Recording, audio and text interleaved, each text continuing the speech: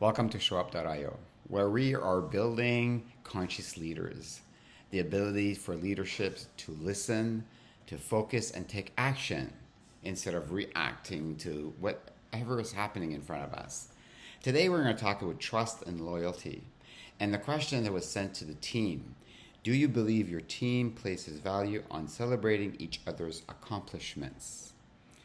So, we had a team meeting this week with all the coaches, and we had a discussion about what this meant. When I asked one of the leaders, how do you feel when you see that this question had a trend going down? That means that less people felt that people were celebrating what they had done. And she responded by saying, well, it feels as if I'm not going around and giving them taps on the back, saying good job and kudos.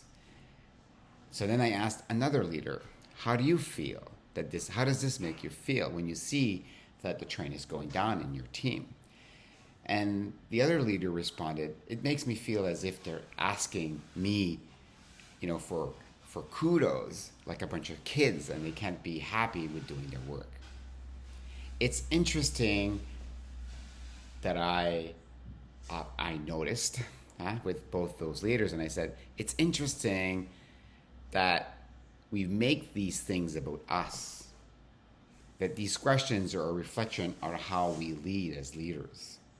What's wrong with them people? What's wrong with me? But it's always about us, how it makes us feel. And I asked them to focus, instead of looking at what's wrong with you or what's wrong with the team, ask yourself what's missing. If people feel less loyalty, less trusted, and they need to get a tap on the back and say, I have to celebrate my accomplishment, what is missing that's not there for them? And quickly, both of the coaches answered self-worth. Traditionally, what we would do as a leader, we'd say, go around and make sure everybody's recognized, celebrate all the time. But that's a little bit like giving candies or giving sugar. There's no substance to it. And what we're building is a whole group of followers that become dependent on us. And they'll always crave more acknowledgments and more candy. What we need to do is build leaders.